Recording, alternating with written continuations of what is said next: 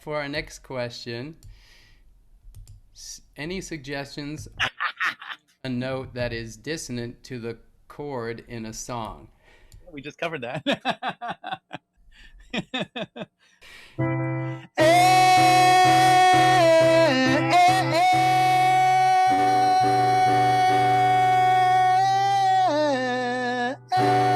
Yeah, you just have to be a bulldog and clear in your heart and soul. Yeah. Your feet. Plant make sure your cinder blocks are laid with square. You ever see a wall that's built with one little stone out of place? 5 stones later, the whole wall's cattywampus. You have to take them all back off, remove the little pebble, put them all back. You have to have sure footing, and just you have to it's a lot of experience and bullheadedness, you know. Yeah, I just have to comment because musicians are much better at being bullheaded. And then, but what happens sometimes is the musician is so bullheaded. If there's a misprint on the sheet, they'll just play it. They'll Yeah, just play it. It sounds god awful. It sounds horrible. And the rest of the band's like, eh, and the singer's like, yeah, and the musical director's like, what's going on? And but they just play it. It's like, well, this is what I got on my sheet. yeah. And interesting thing like about being so yeah, you have to be bullheaded, but you also have to be flexible, because this is a little bit off of this question, but to answer the question, if there was a dissonant note, you have to be clear about what it is. It can't be mushy in your head. It has to be clear. Any note is just a note. Dissonant is context. We said earlier, major seventh sounds dissonant until pretty. How about minor ninth, which is octave and a half step up, so it's the same as this. Jaws up and up, but up an octave. That sounds dissonant, doesn't it? What if I go?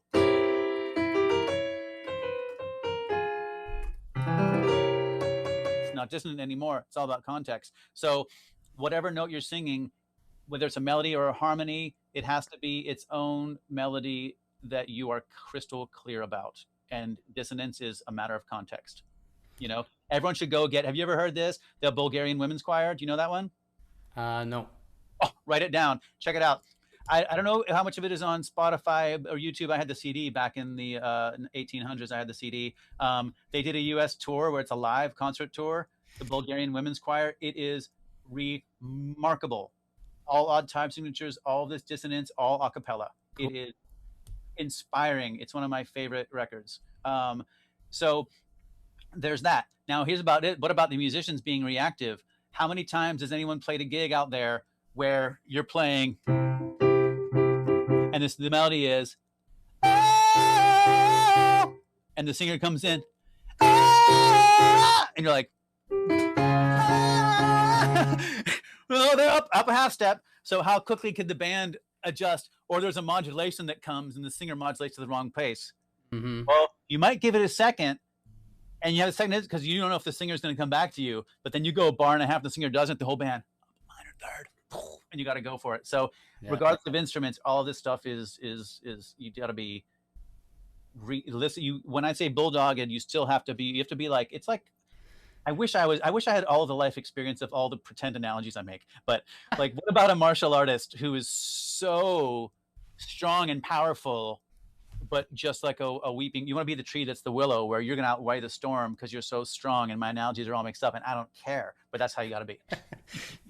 No, it's true. I think put it that in context, when you're practicing, be bulldogged about it and learn to love the dissonance. And so that that note's coming and you're like, da! Yeah. That and be bold Yeah. into it, then you got to be flexible and make music.